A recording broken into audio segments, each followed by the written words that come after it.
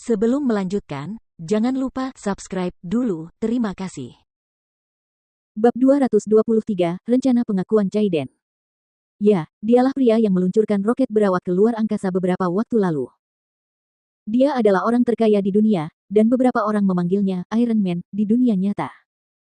Wawasannya, visinya, dan pemikirannya jauh melampaui pebisnis lain. Tindakan seperti menjajah Mars, bepergian dengan roket, dan membangun Hyperloop mungkin tampak gila bagi orang awam, tetapi ia bertekad untuk mewujudkannya. Saat pertama kali mendirikan SpaceX, ia mencari kakek Jordan, yang terkesan olehnya dan menginvestasikan sejumlah besar uang dalam proyeknya. Akan tetapi, kakek Jordan memutuskan untuk menghentikan pendanaan tersebut karena pengeluarannya sudah di luar kendali. Steles meminjamkan sedikitnya $4 miliar kepadanya. Oleh karena itu, untuk menarik Chaiden dan yang lainnya kali ini agar Arnold dapat menyelinap masuk dengan lancar untuk melihat barang-barang di loker, Jordan meminjam UFO dari Elon Musk. Elon Musk tentu saja menyetujui masalah sepele seperti itu, dan dia bahkan bertukar basa-basi dengan Jordan. Elon Musk bertanya kepada Jordan, apakah kamu ingin aku mengajakmu keluar untuk bersenang-senang? Jordan bertanya, kemana? Elon menjawab, keluar angkasa. Jordan membentak, enyahlah. Seperti seorang penjual papan atas, Musk berkata pada Jordan, ayolah, era penerbangan luar angkasa berawak sudah dimulai. Anda hanya perlu membayar $100 juta untuk menikmati perjalanan luar angkasa. Kakek Jordan telah memerintahkan Jordan dan saudara-saudaranya untuk berbalik dan pergi segera setelah mereka melihat Musk dan menghindarinya sejauh mungkin. Alasannya, Musk biasa meminjam uang untuk mendanai proyek luar angkasanya yang menghabiskan terlalu banyak uang. Jordan menegur Musk lewat telepon, percayalah kamu punya nyali untuk meminta uang padaku. Kamu belum mengembalikan 4 miliar yang kamu utang pada keluargaku. Musk berkata tanpa malu-malu, saya akan membalas Anda di Mars setelah kita berhasil berimigrasi ke sana. Jordan mengumpat dan kemudian menutup telepon. Pada saat ini, Chaiden dan Hailey sedang mengagumi UFO yang muncul entah dari mana. Namun, Hailey hanya tertarik pada rumah mewah, mobil, dan pakaian.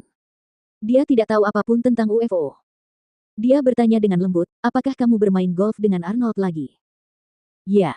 Chaiden mengangguk dan hendak meminta Arnold untuk menyapa istrinya juga.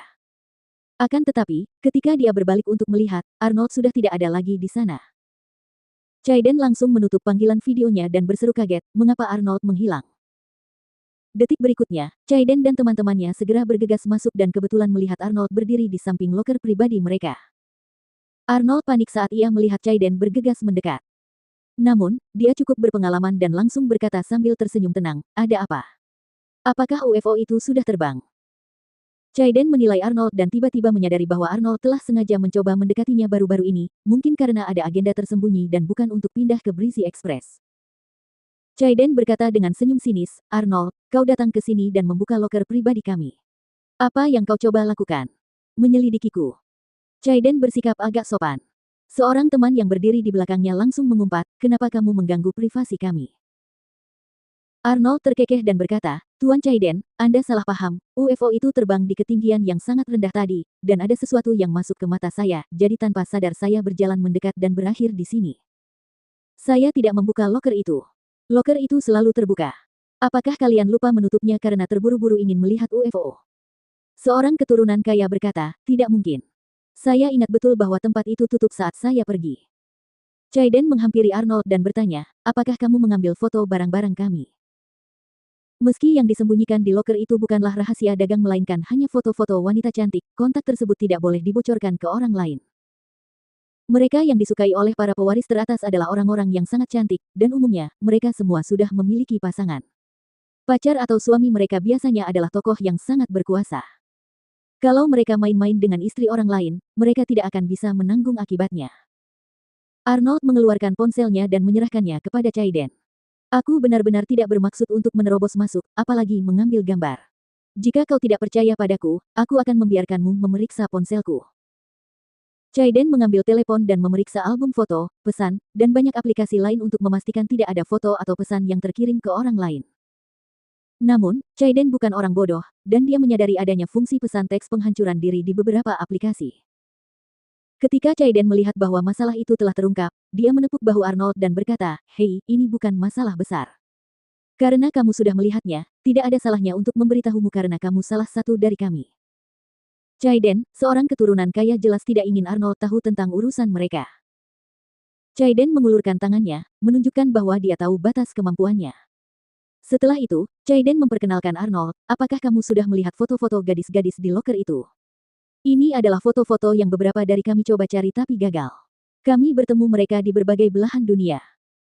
Anda juga harus tahu bahwa kami, keturunan orang kaya, pada umumnya sangat sombong, dan kami akan membela mobil yang sudah tidak sesuai umurnya. Yang lain sudah menyusul. Kita bisa merekam video pendek atau semacamnya untuk menghibur saudara kita yang putus asa. Arnold mengamati ketiga foto tersebut. Tidak heran simbol pertama setiap foto adalah salib. Arnold bertanya, apa arti simbol-simbol pada foto-foto itu? Chaiden menjelaskan, salib berarti kegagalan untuk berbicara dengannya, apalagi yang lainnya. Lingkaran merah muda ini berarti kita mengobrol dengan menyenangkan, dan kita bisa keluar untuk minum teh atau menonton film. Lingkaran merah gelap ini berarti Anda sudah berhubungan intim. Chaiden menunjuk kedua lingkaran di tubuh Emily dan menjelaskan. Chaiden menatap Emily dan berkata, gadis paling kiri adalah pramugari yang Kane temui dulu. Tidak peduli seberapa keras dia mencoba, dia tidak bisa membuatnya keluar. Dalam kemarahannya, dia ingin kita menjelaskannya. Ya, Mason paling-paling hanya bisa memegang tangannya, dan kemudian dia terhalang. Sungguh gadis yang sensitif. Ia merujuk pada pria ramah di belakangnya yang tingginya kurang dari 1,7 meter. Mason berkata dengan marah, si jalang Victoria itu pura-pura acuh tak acuh. Aku sudah punya banyak wanita, dan dia pikir dia siapa. Beraninya dia menolakku. Chaiden, tinggi badanmu 1,85 meter. Kamu harus menaklukkan Emily Clarke. Kita semua pernah gagal, jadi sekarang kami bergantung padamu. Chaiden menatap foto manis Emily dalam seragam pramugari sambil tersenyum jahat.